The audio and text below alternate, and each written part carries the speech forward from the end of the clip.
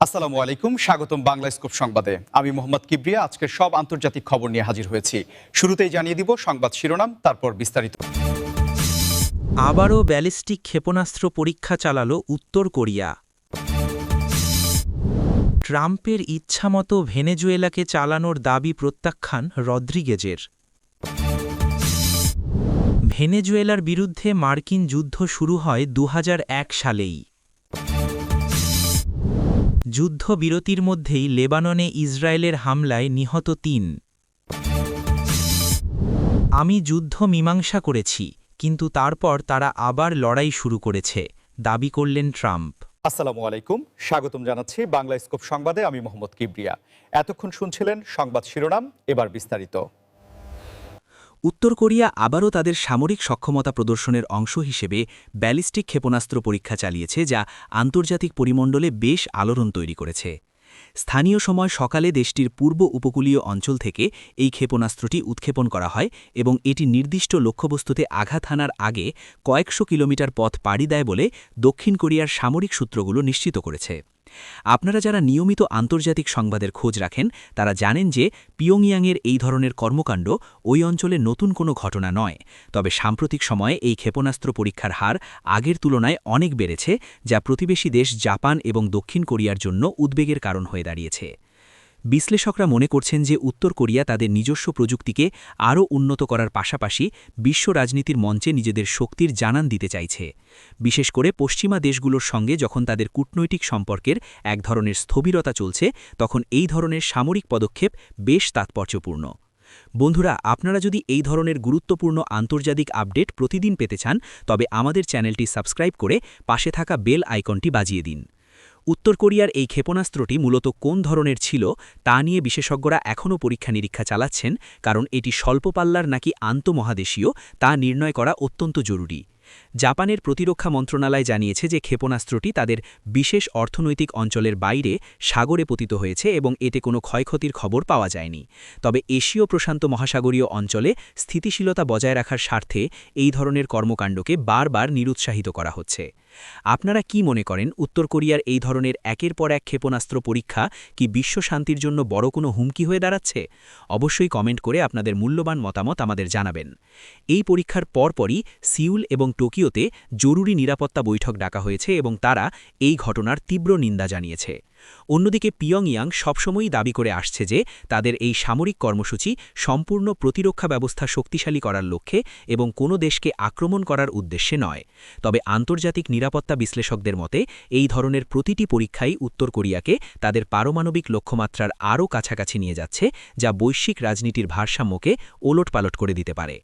এই পুরো বিষয়টি আমরা নিবিড়ভাবে পর্যবেক্ষণ করছি এবং পরবর্তী কোনো তথ্য পাওয়া মাত্রই আপনাদের বিস্তারিত জানাব। তাই আমাদের ভিডিওতে একটি লাইক দিয়ে সাথেই থাকুন এবং বন্ধুদের সাথে শেয়ার করুন, যাতে তারাও এই আপডেটগুলো জানতে পারে। পিয়ংইয়াংয়ের এই পদক্ষেপের ফলে ভবিষ্যতে ওই অঞ্চলে নিরাপত্তা জোটগুলোর মধ্যে কী ধরনের পরিবর্তন আসে সেটিই এখন দেখার বিষয়।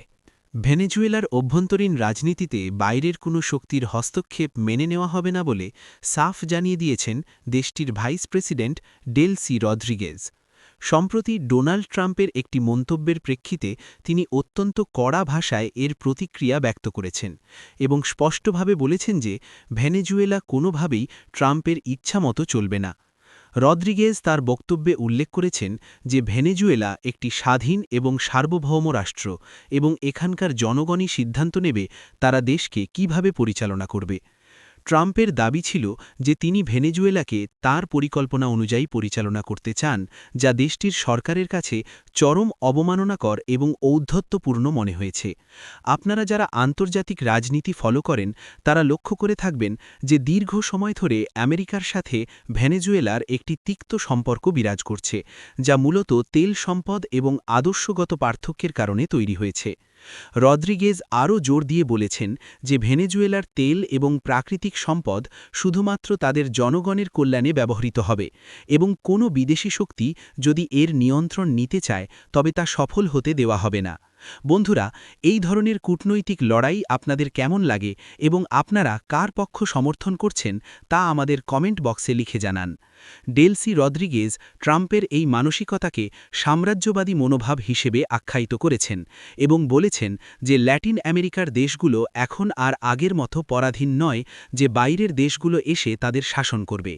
ট্রাম্প যখন ক্ষমতায় ছিলেন তখনও তিনি ভেনেজুয়েলার ওপর ব্যাপক নিষেধাজ্ঞা আরোপ করেছিলেন, যা দেশটির অর্থনীতিকে পঙ্গু করে দিয়েছিল। এখন আবারও যখন তিনি বিভিন্ন ধরনের মন্তব্য করছেন, তখন ভেনেজুয়েলা সরকার আরও বেশি সতর্ক হয়ে উঠেছে। রদ্রিগেজের এই অবস্থান আন্তর্জাতিক মহলে বেশ গুরুত্ব পাচ্ছে, কারণ এটি মূলত একটি দেশের সার্বভৌমত্বের অধিকারের লড়াই। আমাদের ভিডিওটি যদি আপনাদের কাছে তথ্যবহুল মনে হয় তবে এখনই লাইক দিয়ে আমাদের উৎসাহিত করুন। ভেনেজুয়েলার বর্তমান সরকার মনে করে যে আমেরিকার মূল লক্ষ্য হল তাদের সরকারকে উৎখাত করে এমন কাউকে ক্ষমতায় বসানো যারা ওয়াশিংটনের স্বার্থ রক্ষা করবে। কিন্তু রদ্রিগেজ বারবারই বলছেন যে ভেনেজুয়েলার সংবিধানে এ ধরনের কোনো হস্তক্ষেপের সুযোগ নেই এবং তারা তাদের স্বাধীনতা রক্ষার জন্য শেষ পর্যন্ত লড়াই করে যাবে। এই উত্তপ্ত রাজনৈতিক পরিস্থিতি দক্ষিণ আমেরিকার স্থিতিশীলতার ওপর বড় ধরনের প্রভাব ফেলতে পারে বলে অনেক বিশেষজ্ঞ মনে করছেন। ভেনেজুয়েলার সাধারণ মানুষের মধ্যেও এই নিয়ে মিশ্র প্রতিক্রিয়া দেখা গেছে, তবে জাতীয় ঐক্যের ডাক দিয়ে রদ্রিগেজ জনগণকে সজাগ থাকার আহ্বান জানিয়েছেন। আমরা নিয়মিত এই ধরনের স্পর্শকাতর ভূ-রাজনৈতিক সংবাদ আপনাদের সামনে তুলে ধরি, যাতে আপনারা বিশ্ব পরিস্থিতির সঠিক চিত্র বুঝতে পারেন। ভেনেজুয়েলার বিরুদ্ধে আমেরিকার এই দীর্ঘস্থায়ী বিরোধ হঠাৎ করে শুরু হয়নি, বরং এর শিকড় অনেক গভীরে। এবং সাম্প্রতিক এক গবেষণায় দাবি করা হয়েছে যে এই তথাকথিত যুদ্ধের সূচনা হয়েছিল ২০০১ সালেই। রাজনৈতিক বিশ্লেষক এবং ঐতিহাসিকদের মতে একবিংশ শতাব্দীর শুরু থেকেই আমেরিকার গোয়েন্দা সংস্থাগুলো এবং সরকার ভেনেজুয়েলার তখনকার প্রশাসনের ওপর চাপ সৃষ্টি করতে শুরু করে। বিশেষ করে হুগো চাভেজ যখন ক্ষমতায় আসেন এবং দেশটির তেল সম্পদকে রাষ্ট্রীয় নিয়ন্ত্রণে নিয়ে যাওয়ার ঘোষণা দেন, তখন থেকেই ওয়াশিংটনের সাথে তাদের বিরোধের সূত্রপাত। অনেকে মনে করেন যে ২০০১ সালে ভেনেজুয়েলায় যে অভ্যুত্থানের চেষ্টা করা হয়েছিল তার পেছনে পরোক্ষভাবে বিদেশি প্রভাব ছিল, যা দেশটির রাজনীতিকে চিরতরে বদলে দেয়। বন্ধুরা, ইতিহাস থেকে শিক্ষা নেওয়া আমাদের জন্য অত্যন্ত জরুরি এবং আপনারা যদি আরও এরকম ঐতিহাসিক রাজনীতিক বিশ্লেষণ শুনতে চান তবে আমাদের চ্যানেলটি সাবস্ক্রাইব করে রাখুন। ২০০১ সালের পর থেকে ভেনেজুয়েলার উপর একের পর এক অর্থনৈতিক এবং বাণিজ্যিক নিষেধাজ্ঞা আরোপ করা হয়েছে, যাকে অনেক বিশেষজ্ঞ একটি নন কনভেনশনাল ওয়ার বা অপ্রথাগত যুদ্ধ হিসেবে অভিহিত করছেন। কারণ এই যুদ্ধের ময়দান কোনো সরাসরি সীমান্ত নয়, বরং এটি পরিচালিত হচ্ছে আন্তর্জাতিক ব্যাংকিং ব্যবস্থা এবং তেলের বাজারের উপর নিয়ন্ত্রণের মাধ্যমে। ভেনেজুয়েলার দাবি অনুযায়ী তাদের অর্থনীতিকে ধ্বংস করার জন্য দীর্ঘ ২ দশক ধরে এই পরিকল্পনা বাস্তবায়িত হচ্ছে, যাতে সাধারণ মানুষ সরকারের বিরুদ্ধে ফুঁসে ওঠে। আপনারা কি মনে করেন, যে কোনো দেশের অভ্যন্তরীণ রাজনীতিতে এভাবে দীর্ঘ সময় ধরে হস্তক্ষেপ করা কি নীতিগতভাবে সঠিক? কমেন্টে আমাদের জানান। এই দীর্ঘ সময়ের লড়াইয়ে ভেনেজুয়েলার মুদ্রাস্ফীতি এবং দারিদ্র্য অনেক বেড়েছে, যা দেশটির মানুষের জীবনযাত্রাকে কঠিন করে তুলেছে। তবে সরকার পক্ষ থেকে সবসময়ই বলা হচ্ছে যে তারা এই অর্থনৈতিক অবরোধের মুখেও মাথা নত করবে না। এই ঐতিহাসিক প্রেক্ষাপটটি বোঝা জরুরি, কারণ বর্তমানের যে উত্তেজনা আমরা দেখি তা মূলত এই ২ দশকের ধারাবাহিক ফল।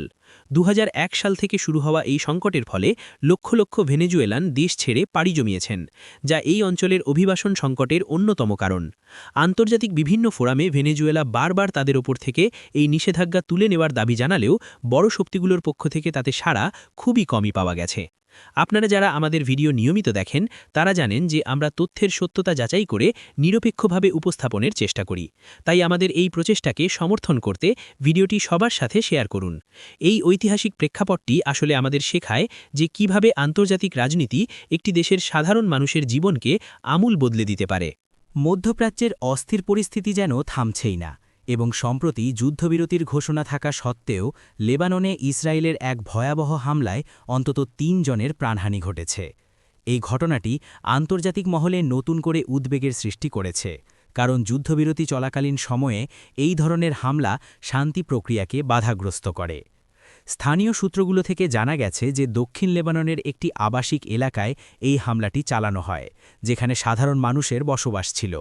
ইসরায়েলের পক্ষ থেকে এই হামলার সপক্ষে বিভিন্ন যুক্তি দেওয়া হলেও লেবানন সরকার এবং আন্তর্জাতিক মানবাধিকার সংস্থাগুলো একে যুদ্ধবিরতি চুক্তির চরম লঙ্ঘন হিসেবে দেখছে।